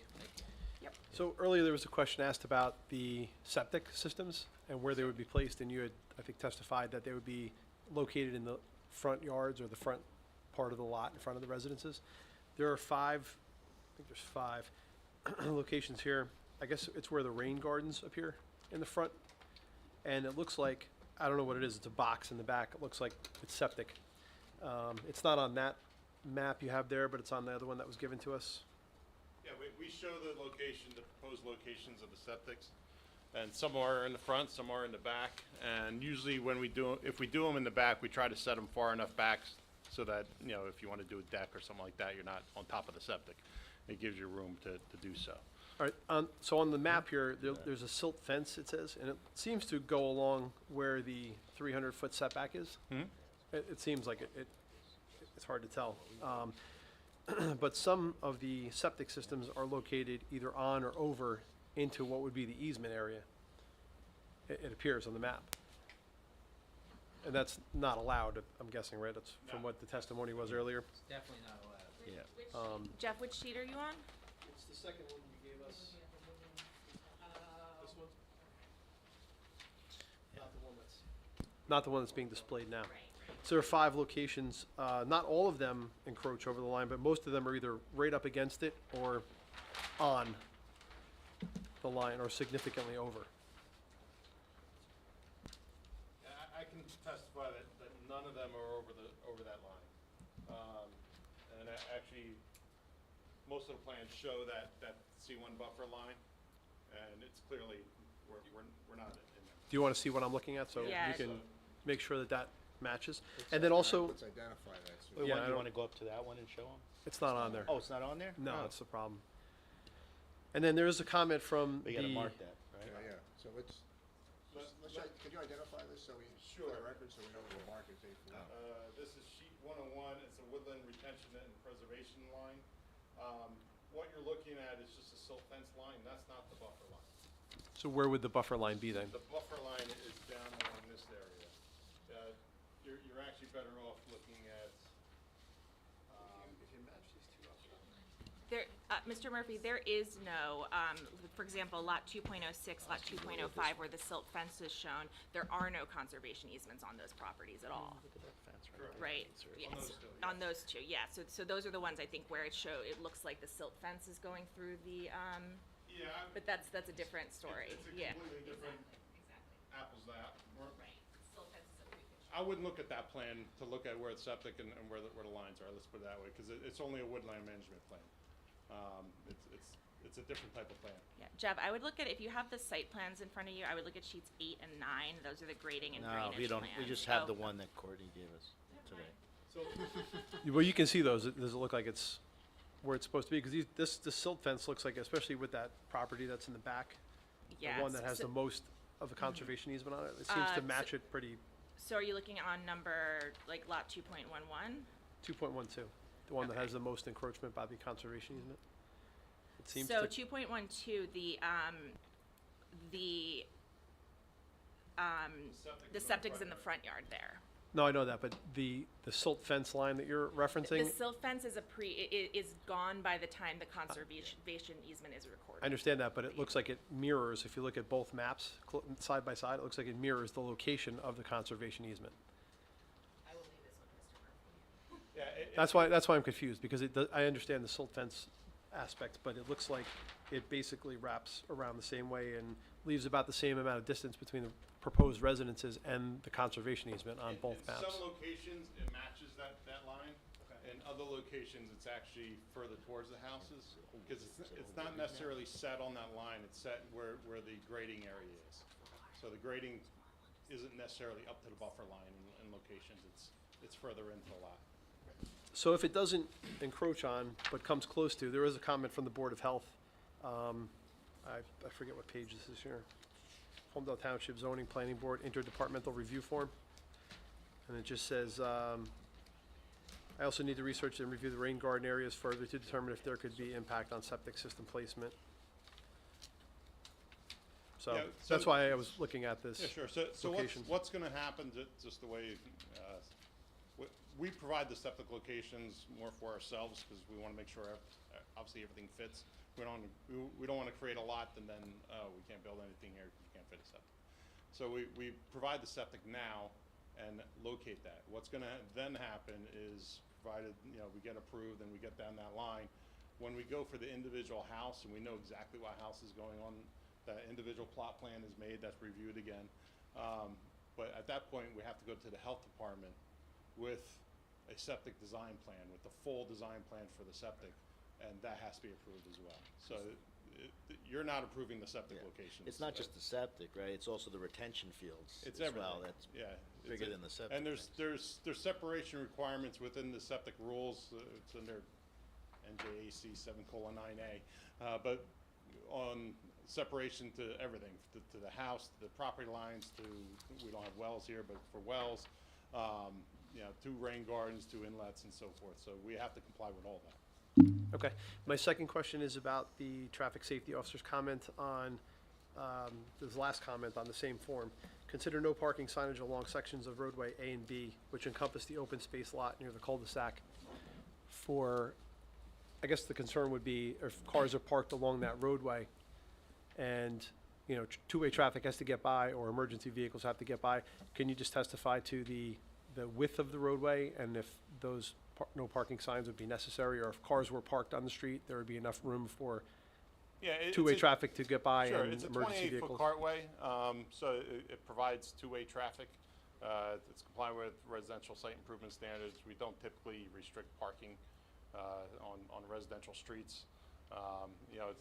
This portion of the street is no different than the main access road into the street. It's the same width. Not just for parking, but also so that fire trucks and school buses and all the emergency vehicles can get around the property as well. So we're not narrowing down the roadway in that area at all. It's all the same width throughout the project. And it's consistent with the standard for the width Exactly. of average streets in the community? That's correct. Okay, thank you. All right, anyone else on the board will have any questions for Mr. Murphy, or, I'm sorry, Christine, what's your last name? I forgot. That's okay, Cafone. Cafone, Miss Cafone? No? I guess, Marty, we open the public comments right now? Questions? Oh, public questions first, so, anyone from the, who we got, two people from the public? Go ahead, you can approach, thank you. Ralph Blumenthal, 41 Stony Brook Road. Just a brief comment on where I come from. Is this questions now or comments afterwards? Yeah, just put me in Give you context. perspective. Oh, okay, Yeah. okay. 20 years ago, I was sitting where you were sitting. And between the planning board and the environmental commission got a grant to consider what to do about Southern Holmdel zoning. And that's what led to the zoning you're dealing with in the master plan. We got funding from, I think it was DEP, and we used that to hire a planner from Rutgers, Tony Nellison, who's an idea off-the-wall kind of guy. He worked with our current then planner, Paul Phillips, who's the head of Kate's firm. and that led to what you've got. So I'll try to put what I want to say in a couple questions, but I can answer one question you had earlier in any case. Feeler, you indicated the county has tentatively agreed to acquire the back property and the trail. Do you know why they want it? Really wasn't a question that I would ask them. I could just read you the email I received from Paul I can Gleit. tell you why. Oh, okay. Another page in the master plan is a trail network vision for the township. And this piece is one piece of that.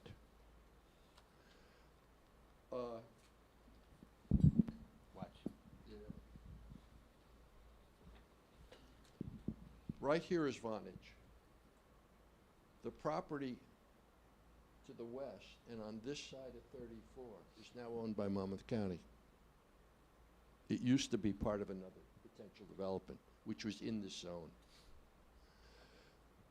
Keep going up, there is a property with a cul-de-sac off Holmdel Road. Not quite up to Roberts Road, but that was developed under this zoning ordinance. The back of their property, which goes up to this stream that's along here, was also supposed to be 60% open space. They didn't want to manage it themselves, so they gave it to Monmouth County Parks. There's a piece of that property that comes out to Holmdel Road, right across from where Fox Hollow has its entrance, which connects back into the reminiscing section of Holmdel Park. So one's going to be able to walk from Holmdel Park through all of these properties and this. Then if one gets the next piece, which is the old SS White property, there's still a couple of little missing links, but eventually even get to Red Bank. So it's simply a question of trying to connect all of this so one has a nice walking network. And that's why the county is extremely interested in it, of connecting all the properties together so you have a walking environment. The other thing, I'll answer Scott's question about why the setback or whatever. One of the whole So, things of, let's stick to the questions first. Yeah. This is okay, really I mean, commentary. I can't, We can just close the It just- questions and go right to comments if you have okay, those. if you want, So let's just make sure there's no Yeah, other that's- questions. fine. Do you, Miss, do you have any questions? No, okay. There's no one else from the public here, Okay, right? it- Okay. the- So wait, hold on, Ralph. We're gonna swear you in now. Oh, fine. You swear to tell the whole truth, nothing but the truth, so help you God. Yes, I do. You know, Ralph, if you were sitting here, you know we got procedures, right? Yes, I do. Okay, just making sure. Okay.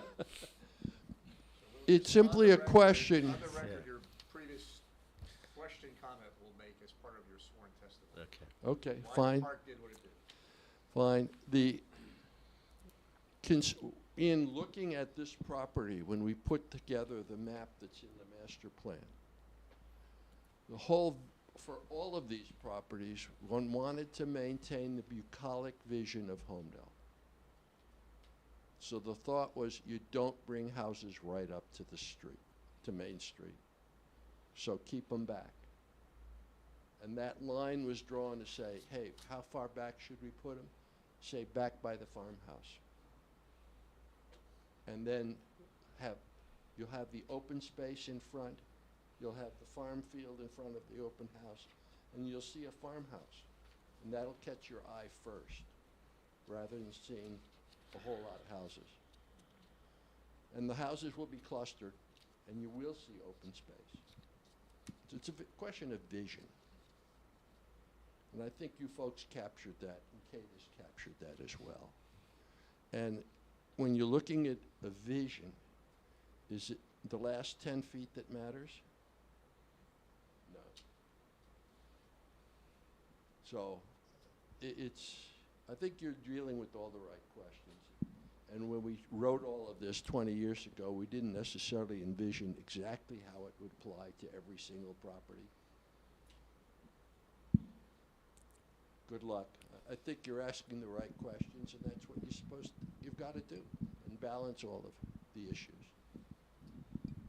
So, thank you. Yeah, thank you, Ralph.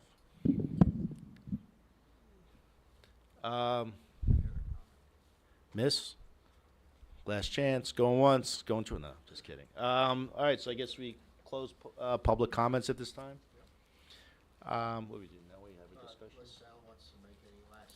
No, I think before you deliberate, I was going to ask if we could just take a break so I could, because I haven't looked back to talk to my client once during this presentation. I just want to make sure that there's nothing they want you to consider or for them to consider before you consider. So if we could take a 5-minute break, then we'll come back and conclude. Sure, we can take a 5-minute break. Thank you. Sure.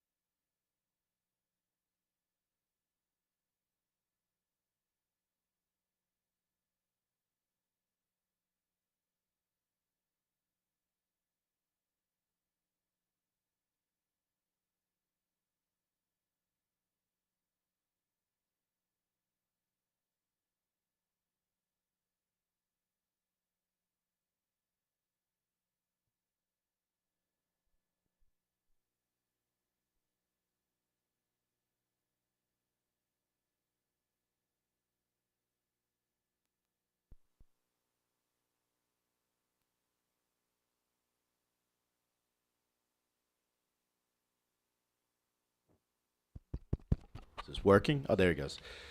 Yes, we were talking during the break, and we were thinking it might be beneficial to the board if we were to go out to the site, because that seems to be the big thing, how the development will appear to the traveling public, sort of cross our Ts, dot our Is kind of thing. Maybe we could just stake out, just so we could see where the house will be in relation to the road.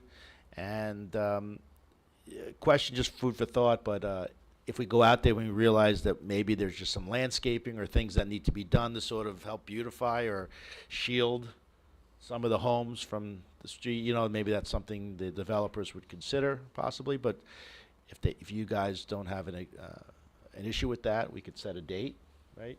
And typically, when we've done them here at Holmdel, at least with Bob's comments, we want to ask what you're going to ask to see. So some stakes with maybe the lot lines are Right. for the first house. Right, so I guess what we thought was that you're gonna wanna see stakes along here first, which would be the buffer area, and then stakes to, I guess, the side yard of the home. Exactly. The first two, right? First two homes, right? Yeah. So we would have two different colored flags or stakes, so you would see those. Yeah, that's all right. Just the regular surveyor's tape, whatever. Just wrap the top so we know where it is, and we could be on the road, see kind of how it looks in our minds, and make sure it's not going to be non-bucolic, And right, I Kim? assume Non-bucolic. you probably wanna see where the road is too, we could probably stake something there. just so you Okay, see that. yeah, that's well. We can assume it's right across the existing. Oh, yeah, true. But That's true. I don't want to tell you your job or anything, but I think. Sorry. You just did. But you could do were that right. too if you like. That's You were fine. right. Yeah. I think so. Just to be clear, what I'm very interested in seeing is the difference between the approximate 300 and approximate 500 setback. Yeah, because maybe there's no real noticeable difference, right? I mean, that would, in your mind, might help. You can ask that the 500-foot be marked on the site as well, unless you want to just use the farmhouse as a visual. So have a different color stake at 500. Yeah, if it's not too much of a problem, a different color stake to see where that 500 is. It just, in listening to everything, I find it, I struggle with 300 being an approximate number of 500. To me, it just sounds like a very big, you're almost cutting it in half. And I want to see how much of a difference it would make on this community. And after listening to Ralph's comments and the intention in setting forth the prior ideas for this area, it seems to me that 500 was very important. So I want to see, I want to see for myself how much of a difference it does make. And we can, I guess, go from there. Okay, we'll have those staked, and you do an organized visit with everyone, or, okay, Yeah, it'll be a noticed public meeting. I will not go, you don't have to go. No. But typically, Bob, I don't know if you need to be there, or Kate, but it may just be enough for the board to be there with Courtney to record. I don't know, do we need Mr. Murphy there? I don't see a reason unless, you don't have typical questions. yeah, Just you have really regular- don't want to engage in the Yeah. dialogue. No, I just said Yeah. that to point out things, but I don't think you need that in this instance.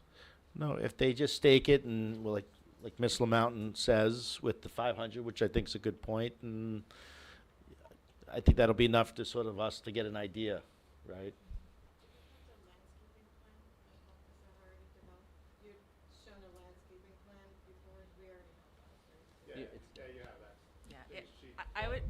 I would just note, it does show fairly minimal landscaping, because that was the idea, is that it would be retained as like a meadow.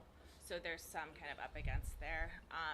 I would also just, not trying to make more work for myself, but, now that we've kind of, I think kind of drilled down to what the real questions are, and the letter is very long, and it does, my letter from last year, and it goes into a lot of detail. And if the board thinks it would be helpful, I could prepare, because this is gonna go to another hearing, I could prepare a supplement sort of focusing on the master plan and the, the relationship of the goals that are set forth in there, drilling down into that specifically, rather than like the zoning details that we go over. If you think that would be helpful, I can do that if you have any questions, but I mean, it's up to you. Yeah, well, I mean, I think it would be very helpful to understand that, because I think we have an obligation to represent the community. And there were certain goals put in place. It's very important in helping make all these decisions to understand those goals, so that we can in fact answer to the community and see how we can work with these folks with that. Yeah, and I think that really speaks to the specificity of this form-based code, because I think when Ralph was speaking, he reminded me that we don't focus as much on trails in my letter, because that's not something we typically look at as part of the zoning.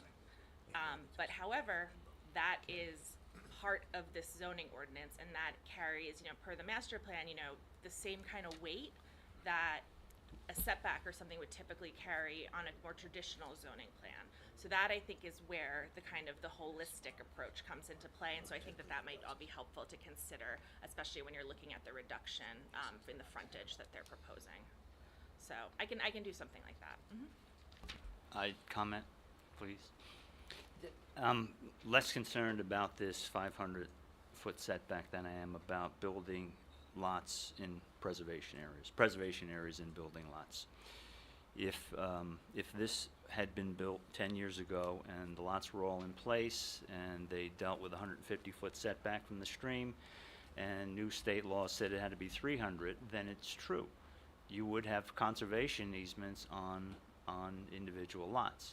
Here, we're doing the exact opposite. We're creating lots with a built-in hardship. People, you see the one lot, half of it is in a preservation easement. People coming into these homes, I think, are going to expect that they would want to have, beyond a fence, a swimming pool, house, patio, walkways. So my interest in on-site is more in the wetlands, in the C1 corridor that's now 300 feet, because we have a freshwater stream leading to our water supply, the Swimming River Reservoir. We have 11 of the 15 properties encroaching on that, which then become part of each individual lot, which then we have to tell the homeowner that he can't do anything in those spots. This is the highest degree of easement, I guess you would say. So that's my concern. Again, even I don't want to go back 10 years ago, but I would be happy with sort of moving those out more toward 520 rather than having preservation areas in individual building lots. That's my feeling. okay, anyone else got anything to say, or? All right, so I guess we should set a date for the site. How long do you think it would take, Counselor, for 2 weeks. 2 weeks?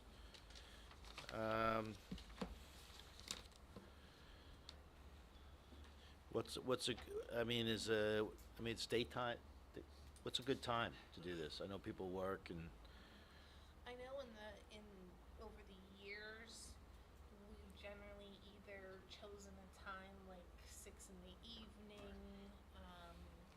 because the days are a little bit longer during this time of year, or first thing on a Saturday morning. I mean, it's a silly question, but May 21st is 2 weeks. We have a meeting that night. Does it make sense? Do we have anything on? I don't see anything. So does it make sense to meet at 6 and then we can come here, or do two things? Or would you cancel the meeting and just meet on site? Oh. No, but I think he was saying, can we have a 6 o'clock onsite? And then if we have to come back to discuss things, because there's going to be, what'd you say, Marty? It was called a, I can't read my own notes No, here. you need the on-site, that's gonna be a public meeting. Right. I would typically do that on its own. Okay, all right, then there Yeah, you it's go. kind of two separate things, 'cause Okay. you would want the applicant has to have the opportunity to represent themselves at the hearing, anything like that. But the on-site's different. Right, okay, But you could do the on-site that All right. night at 7 o'clock, we're scheduled to meet anyways. yeah. Or earlier, yeah. People here, could they meet on 6 o'clock on the 21st? Because everyone here is the one that's gonna be probably voting on this eventually. Jeff can't. Jeff? No? I'll check the time. Well, you know what, here's the thing, it's gonna be staked, so worst case, could he pass by on his own if he had to? Yeah. So he can, okay, so we'll have our 6 o'clock on the 21st, and then Jeff will pass by, so he'll be informed. Right, and Sal, your client would agree to leave it up for a couple days at least, or something like that? Yes, we won't take it down unless somebody Okay. else does, but yeah, so Brian, you literally now have 2 weeks. Okay? So we're gonna do the 21st at 6. Right, so that'll be a notice, but we should probably vote to cancel any meeting, just in case you're not gonna get back in time. Yeah, we don't have anything scheduled for Right, that. so we should, And then you, I'm sorry. then now we'll set, I would have that unless, we could come back to that, I guess. Yeah, I Or mean, it's- if the next meeting would be this, You right? could do with the meeting, the site visit at 6 and pop in Yeah, here you for could, 7, yeah, you could. right? We just have a resolution. Yeah, yeah, so we can Okay. do that. Well, So we don't have to cancel that meeting. so the question, you're going to announce publicly that there'll be a site visit that night at 6 o'clock. And then the question is, when are we carried to? Well, we're discussing that now. Yeah. Because we can't do, you're not around on the 21st, right? So we can't do that night of the site visit. Well, the Plus- one after that is the 18th, right? You have those behind, you should have the Yeah. calendar. June 18th. is the next one, so. Bob, are you gonna require plans addressing all your comments before then? No, most of the plans that most of the conditions we spoke about would be conditions of approval. Okay. And was reviewed during resolution compliance. Okay. That would also apply to things like the architectural standards, things like that were discussed in the planning letter. Okay. Right, so June 18th, did you say? Yes.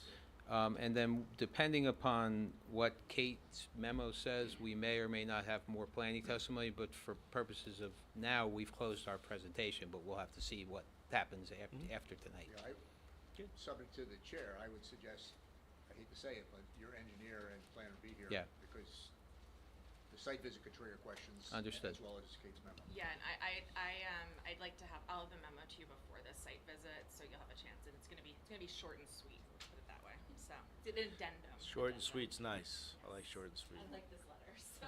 Yeah. Question, parking at the site.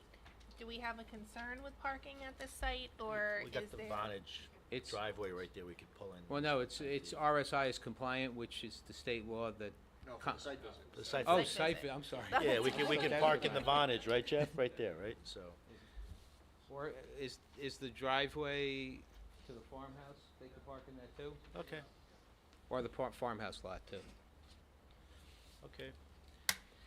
Is that it, Marty? Yeah. So So, we no, just, we gotta, well, so, I just publicly announced, so we're gonna carry this hearing to June 18th without further public notice. And the site visit will, the site visit is open to the public, but there's no discussion at the site. And you need a letter or just on the record for this? So the board, will grant the board extension of time in which to act through the end of June, which will get us to the next meeting. That's Okay. fine. okay, and thank you for that. Thank you, everyone. All right, so do we? That's it. All right.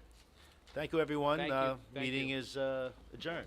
Or no? Make sure there's no, there's nothing else on No, it? no, adjourned. No comments? Yep. Okay. No comments. All right. Thank you all. Have a good night.